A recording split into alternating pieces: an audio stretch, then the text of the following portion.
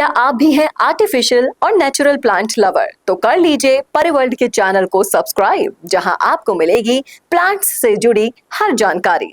नमस्कार, संवाद में आपका स्वागत है। मैं हूं चेतना शर्मा आपके साथ।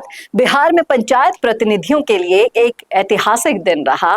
मुख्यमंत्री नीतीश कुमार की अध्यक्षता में जब एक अहम बैठक हुई तो सरकार ने त्रिस्तरीय पंचायत प्रतिनिधियों, मुखिया, सरपंच और वार्ड सदस्यों के लिए कई बड़ी घोषणाएं कर दी। इन घोषणाओं ने जहां गांव की सरकार को नई ताकत दी है, वहीं 2025 के विधानसभा चुनाव से पहले नीतीश सरकार के रणनीतिक इरादों की झलक भी दे दी है। क्या है मुख्य घोषणाएं जो मील का पत्थर बन सकती हैं, आपको बताते हैं। तो पहली है, पंचायत प्रतिनिधियों के मानदेय में 1.5 गुना बढ़ोतरी। वार्ड सदस्य के में 800 रुपए और 1200 रुपए तक होगी ये। मुखिया के में 5000 से 7500 तक ये बढ़ोतरी होगी। मनरेगा योजनाओं की प्रशासनिक स्वीकृति सीमा 5 लाख से 10 लाख कर दी गई है। पंचायत सरकार भवन का निर्माण अनिवार्य कर दिया गया है। अब प्रत्येक पंचायत में पंचायत सरकार भवन का निर्माण होगा। इसके लिए 5 महीने की डेडलाइन भी तय की गई है। इसी के साथ साथ स्वास्थ्य सुविधाएं और मेडिकल सहायता को ध्यान में रखते हुए पंचायत प्रतिनिधियों के लिए विशेष चिकित्सा सुविधा की घोषणा की गई है, जिससे कार्य के दौरान बीमार पड़ने वाले प्रतिनिधियों को समय पर इलाज मिल सके। वहीं बात करें सुरक्षा व्यवस्था और हथियार लाइसेंस की, तो पंचायत प्रतिनिधियों को सुरक्षा देने के लिए आर्म्स लाइसेंस दिए जाने की प्रक्रिया को अब आसान कर दिया गया है। जिला अधिकारियों को इस संबंध में भी स्पष्ट दिशा निर्देश दे दिए गए हैं। इसी के साथ साथ अगर हम बात करें संघर्ष की जीत और मिलर हाई स्कूल आंदोलन की गूंज की, तो मुखिया महासंघ, सरपंच संघ और प्रमुख संघ के साथ साथ जिला परिषद प्रतिनिधियों ने इसे संघर्ष की पहली सफलता बताया है। मिथिलेश कुमार राय के नेतृत्व में लगातार दबाव बनाते हुए ये संगठन मिलर हाई स्कूल आंदोलन के तहत 2 वर्षों से पंचायती अधिकारों के लिए आवाज ये बुलंद कर रहे थे। और अब जब चुनावी सुगबुगाहट है, तो चुनावी साल में जो ये लोकल बॉडी बनाने की कोशिश की गई है, क्या ये गेम चेंजर बनेगी? तो ये घोषणा उस समय हुई है जब बिहार में 2025 के चुनाव की तैयारियां शुरू हो चुकी हैं। नीतीश कुमार जो हाल ही के जो बीते साल हैं उसमें विभिन्न संगठनों के साथ सत्ता में बने हुए हैं, अब ग्राम पंचायतों को साधने में जुट गए हैं। ग्रामीण क्षेत्रों में सबसे ज्यादा मतदाता होते हैं, ये किसी से नहीं छुपा।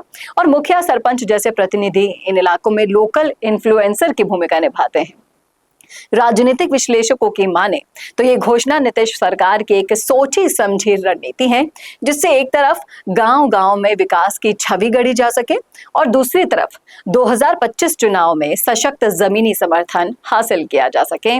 और अगर आप सोशल मीडिया पर देख रहे हैं तो आपने तस्वीरें भी देखी होंगी, जब मुखिया और सरपंच मिठाई बांटते दिखे। सोशल मीडिया पर जश्न की जो तस्वीरें वायरल हुई हैं, उसमें से अगर आप जानेंगे, प्रतिनिधियों का कहना है कि बरसों से उन्होंने खूब लड़ाइयां लड़ी हैं, लेकिन पहली बार अब जाकर सरकार ने उनकी सुनी है। अब अगर सरकार उनकी सुनेगी तो वो भी सरकार की सुनेंगे, उनका साथ देंगे। और यही बयान आने वाले चुनाव में समर्थन के संकेत भी दे रहा है। अब जो वोट का वक्त आएगा तो सोचेंगे। जब ऐसे बयान प्रतिनिधि देते रहेंगे तो आप समझ सकते हैं कि क्या रणनीति यहां तक अपनाई जा रही है। और जिस तरीके से नीतीश कुमार को वोट देने की बातें चल रही हैं, उसके जवाब में जब ये सुनने को मिलेगा कि जब वक्त आएगा जब वोट जरूर देंगे, तो ये बयान भले ही साफ ना हो, लेकिन इसके मायने गहरे होते हैं। सरकार से क्या चाहिए होता है? काम चाहिए, और बदले में क्या होता है? समर्थन चाहिए होता है।